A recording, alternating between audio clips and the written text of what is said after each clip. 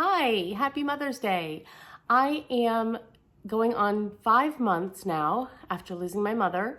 It will be almost 5 months, and I'm learning so much and had some good time to think about all the things that she taught me and all the things that she demonstrated in her life that has made me who I am today.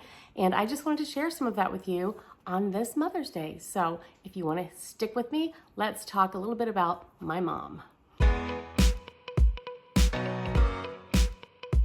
I've always felt that the best way to teach someone anything is to demonstrate it yourself. You can tell someone until you're blue in the face how they should behave or what they should do, but that doesn't work nearly as well as if you demonstrate to them, they see it in your own behavior, and then they emulate that, especially when it comes to mother and children. And my mom was very, very good at just being who she was, and in doing so, really taught me a lot of very, very helpful things to go along with in my life. So I just thought these are the main items and main things that she taught me by showing me how to behave and how to treat the world and how to treat others. So let's get this started. First, a little bit about my mom. She was born January 20th of 1937 in northwestern Minnesota on a farm. So her family was a farm family, a working farm. They had 9 children, so she was one of 9. And quick, cute little story, when she was born, it was January in Minnesota, northern Minnesota even, and the snow piles up very, very high then. And my mom and my grandmother were in the hospital. She had just had my mother, and there was a huge storm coming. There was already snow on the ground, and there was a big storm coming, and they said, if you can get here and get back, you can, bring them home. So my grandfather hitched up horses to a sleigh, put this wood-burning stove kind of thing on it with a tarp, and went to the hospital and got my mother and grandmother home safely, newborn baby, on a sleigh with a wood-burning fire on it. I don't know. It just sounds just so crazy to me right now, but that is how she got home from the hospital, because they would have been snowed in at the hospital for a long, long time otherwise. So they did that. I'm sure that was a little bit of a frightening trip with a brand new, newborn and someone who just had a baby. But anyway, that worked out well. And my grandfather was definitely a hero that day. So she grew up on a farm with 8 other brothers and sisters and a lot of cousins and a lot of things like that all around, a lot of friends, just busy and filled with family and love and so forth. She did move to Indiana when she was 18. So as soon as she had graduated from high school, very early, she graduated, I think, when she was either 16 or barely 17. She then went into x-ray tech school, and she became an x-ray technologist, did x-rays, and she moved to Indiana at that time. And that started her 44-year career working in the hospital in my hometown as an x-ray tech. And then also she went on to do some further schooling, and she became a nuclear medicine technician and ran the nuclear medicine department of our hospital. So she was a very, very busy woman. She did take a few years off when my sister and I were very, very young, when we were babies, to raise us a little bit and get us going. And then she went straight back to work, and she worked full time ever since until she retired. So she was a very busy working woman with a lot of aspirations, and she pretty much knew everybody in town, and that was just kind of who she was. So of the things that I learned from my mother, I'd say one of the very most important ones, and the one that just jumps into my brain immediately, is her genuine kindness. That woman, I'm telling you, she was nice and kind and truly caring and compassionate to everyone. It didn't matter, what stage of life, what walk of life, what type of situation, nothing mattered. They were human being people that she loved and cared for and would do anything for. She would, feed them anything that she could. She would bring her extra produce from the garden to people. She would bake them things. She would invite them in. She would invite them to stay. There were times that we were on the other side of the state at some sort of an event, and she found out that somebody needed a ride. And so this complete and total stranger was riding in the car with us for a very long time on the way back. And, we're all just making small talk and stuff. I'm like, this is really kind of weird. But she just would invite anyone at any time and help them any way she could. And it was genuine, absolutely genuine. She would have never been able to stand it if she knew someone needed something and she couldn't jump in to help. So her genuine kindness is absolutely number one, the thing that stands out so hugely in my mind. of just who she was and how she was. She never met a stranger. No one was beneath another person. No one was above another person. She could talk to anyone, just genuinely talk to them, find out about their lives, was very interested. It was kind of an amazing thing to see. And she knew everybody in town and everybody seems to know her. It was just kind of a very fascinating thing to live with. Not so fascinating when you're standing in line at the local Walmart when you're a teenager with something embarrassing in your hand and everybody's stopping to talk to her and you're just like, oh God, Mom, come on, can we go? But it was very, very interesting. So her genuine, absolute kindness just definitely stands out to me as one of her major features of her personality. So as you know, my mom grew up on a farm. They had some animals. They had all the different crops and so forth that they needed to do. And they had their home garden, just for their own food and so forth. So my mom was definitely a gardener. She loved to plant things, flowers, bushes, trees, fruits, vegetables, everything. We had raspberry patch. We had strawberries, a lot of strawberries I had to pick when I was a kid. A general garden with tomatoes and cucumbers and, anything, zucchini, lots and lots of zucchini, anything you can imagine, different kinds of lettuces and so forth. We always had fresh garden produce at our house, including fruit, which was just absolutely wonderful.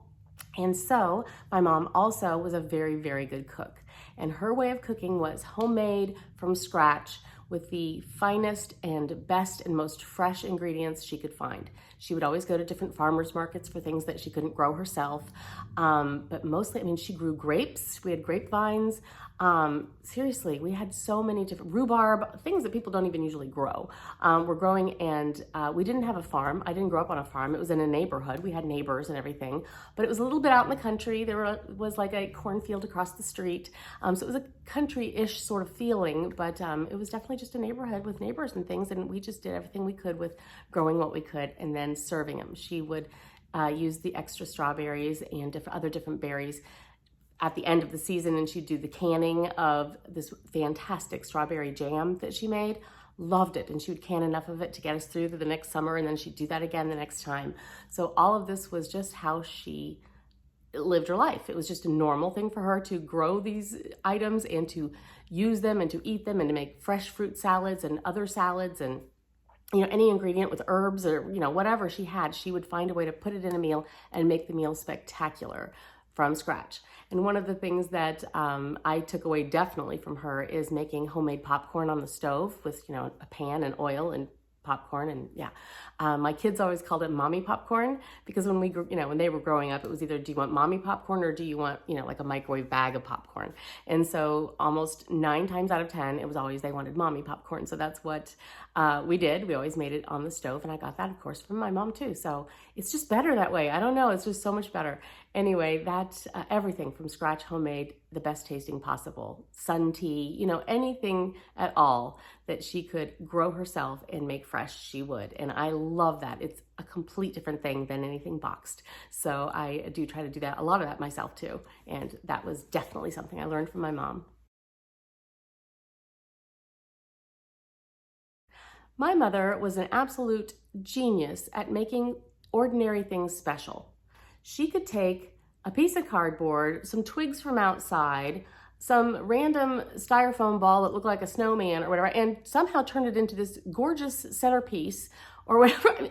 I don't have that skill. I don't know how she got that skill, but it's absolutely amazing what she could do with just random bits of things and run out to the yard and snip something off and throw that in, and it turned out to be these beautiful displays.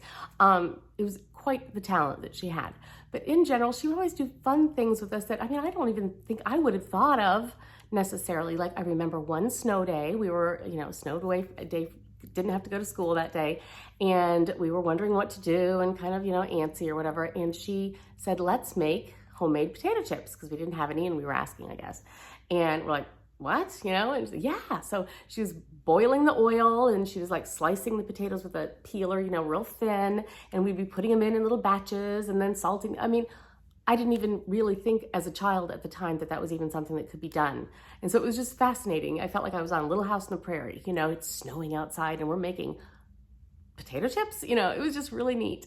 That's just one of the things in the summertime, many times she would say, let's just pack a picnic lunch. We just pack up something, jump on our bikes and ride our bikes down and around through the woods and so forth into this place where there's a creek, just kind of passing through. And we would just sit there, and she'd have a blanket and we'd put it out and we'd just eat a little picnic by the river, by the creek. It was just anything special like that. Instead of just, okay, it's time for lunch, come in, okay, kids, go play. We would make more of a deal out of it, and it would just be such an adventure, and it would be so fun. And we never knew where we'd stop next time we did it. We would just ride our bikes until we found a spot. And so just things like that were so adventurous. And I so love that about her. Even something as simple as let's go get some chicken at our favorite chicken place turned into, instead of just picking chicken up and bringing it home and eating it, it turned into let's go pick up the chicken, and on the way then we'll go head out to the reservoir where we had this overlook, looking out over this huge reservoir with boating and all that kind of thing, and let's take the chicken to the overlook. So that was always a big thing. My parents did that all the time, even after we were grown in a way, and always go get the good chicken and take it to the overlook and eat it outside and just sort of take in the scenery and sit by the water and so forth. Just things like that. I know that's not anything spectacular, but it makes the ordinary special. And she was just a genius at that. Those are only tiny, tiny examples but anyway, I really, really love that and try to do that type of thing myself too. My mother definitely taught me the love of volunteering in the community or with any group that you're interested in. She was very, very involved in so many groups in the town that she lived in. She was on the board of the Cancer Society. She was in a sorority that helped with all these different projects and things of helping others. She would plant and maintain the flowers around the amphitheater at the park. She would sell tickets to different events at the amphitheater. She would work the fall festival at the church. She did quilting at the church, and then they sell the quilts. They auction the quilts off by raffle at the end of the year at the fall festival. Just all these things. She was a Eucharistic minister, so she volunteered her time with all of that. Anything she could. She did bereavement dinners where, she helped make food and serve the food for luncheons after different funerals. Whatever it took, she did, and she loved every second of it. And she just volunteered every moment of her time that she had extra to helping whoever needed it. And I cannot tell you how wonderful it is to have been able to experience that as a kid, because I got to help her. I got to be there with her when she was doing some of these things, working at the park or working at a booth at the fair. Any of those things were so much fun as a kid, and it really taught me how much fun it is to put yourself out there and to help others and to jump in and say, where do you need me? And they say, oh, can you just start slicing pie? Heck yeah, I can start slicing pie. Whatever it is. Those things are so important, and I absolutely find myself the happiest when I'm doing things like that. So she definitely taught me that. Another thing is laughter. Laughter and finding the funny. No matter what the situation is, somehow we would find a way. I mean, sure, we'd get, she would definitely get annoyed at times about things or whatever, or, aggravated, but there was always a way she'd find something crack up funny about it. And, it could be this crazy, almost disaster, and she would find something about it that just made us laugh. And I so miss that so much about my mom too, is all of our phone conversations, we would laugh, and we just cracked each other up. And, no matter what it was, if it was just some weird, awful thing that was happening to her, we'd find just something really funny about it. And she was a genius at that. And I love that. You have to find the funny in life. Try not to take things too seriously. Yes, horrible things are happening in the world. Absolutely. And keep your eye on that and keep your mind on that somewhat and keep your prayers on that. However, look around you, find ways you can help in your own community, find the good parts and find the funny. You absolutely have to. Every single time we'd go to family reunions in Minnesota, which we had a lot of them on the farm, we'd all many times gather on the farm or at this lake. And I'm telling you, the background of all of this was laughter. Groups of people telling stories, many times, 20th time in a row, but stories and stories and stories about funny things people did and just laughing and laughing and laughing. So there's never been an event I've ever been to, even funerals, they find times to tell stories and they're just laughing, and it's joyous. It just brings all the energy up. And it's good. It's good to feel joy, even in the sad times. So that is something that I really, really appreciate. As you can imagine, with my mom having a full-time job, 2 children, a husband, and doing all of those volunteering things and all the other stuff that she did, she was a very busy woman. There's no doubt about it. She did relish her downtimes, and she'd like to read books and, put her around in the garden and fiddle around at home, and she would definitely keep, her time to herself when she needed it. But in general, with all that needed to get done and all that she wanted to do, she was of the buckle down and get her done kind of a mentality. No use complaining about it. Let's just do this. Let's just get started. The sooner we start, the sooner we finish. She was that type of a person. And I always remember that whenever I have a situation where I just feel overwhelmed, there's too much to do. Why did I sign up for this? Oh my gosh, what if maybe I can get out of it. And then I'm thinking, no, just get with it. Just get on it, do it, get it done. It'll be over with before you know it. Move on. And no sense, being all worried about it and all upset about it. Just go and just do. So I definitely take that from her whenever I'm faced with one of those situations. And I really appreciate that too. My mother's integrity. It was absolutely amazing. I do think that integrity is one of the most wonderful aspects of a person if they really truly have a true sense of integrity. They take responsibility for anything. She'd be the first person to apologize if she said or did anything that was, untoward or, not probably of the best. She would immediately be horrified that she hurt someone's feelings or whatever and be the first to apologize. She would never try to behave or act or pretend to be someone that she wasn't. She was unapologetically herself.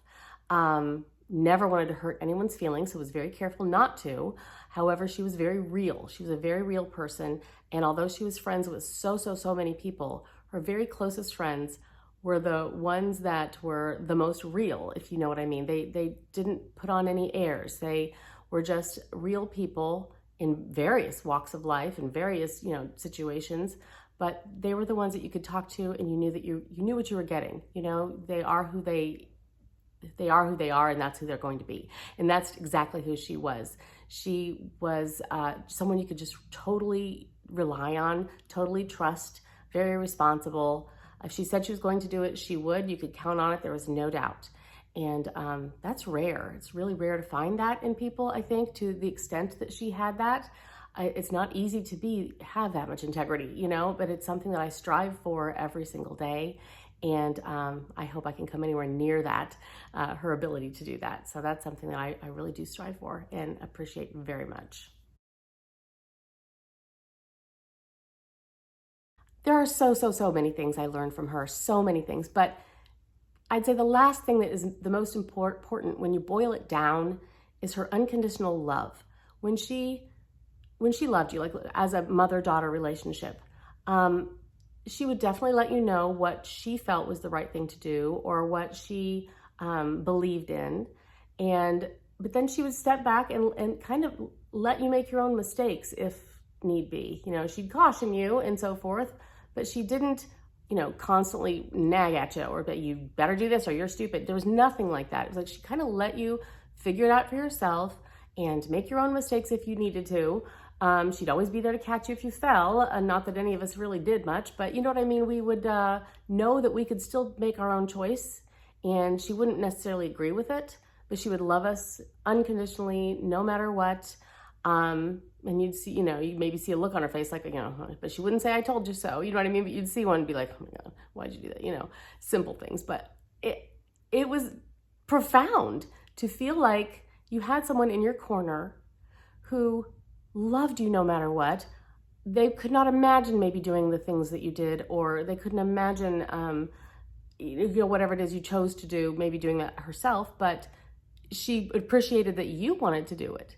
And she appreciated it enough not to try to stop you or whatever. And she would absolutely, there is no doubt in your mind, would love you to the end of time, no matter what. Even if you made all sorts of stupid mistakes and failed miserably, she would be there to give you a big hug and say, okay, let's figure this out. Let's get going. We'd laugh about something about it because that's what we did.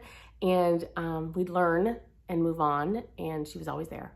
that whole idea of knowing that someone loves you that much and demonstrating it and showing you, you know, just showing you in such a kind way by not constantly nagging or, that kind of thing, but just strongly letting you know, this is what I think and this is why, and I want you to think about this, but you do you, you live with the consequences, but you do you. But knowing she'd still be there, that is priceless, absolutely priceless. So I can't even tell you, after 5 months now of having lost her, how different my life feels. I feel like I am fundamentally changed in so many ways. I'm taking so much of her with me wherever I go. She's inside me, she's with me all the time. I'm reminded of her constantly, and I mostly miss being able to talk to her, to call her on the phone, to let her know what's going on, to, let her know if I'm sick, or let her, just, see how she's doing. The first day of spring, Easter was hard. It really was. But it's okay. I know she's with me. I know she loves me, and I love her so much. I can't even begin to describe it. And I know a lot of you have felt the same way about your mothers. So for this Mother's Day, thank you for listening to me and hearing a little bit about my mom. Just the most amazing woman in the world. I just love her to pieces, and I always, always will. And I am so blessed for having been her daughter and for having known her. Anyway, thank you so much. Happy Mother's Day to you if you're a mother. Happy Mother's Day to you if you are celebrating your mother. Anyway, thank you so much for listening. Love you to pieces. Bye.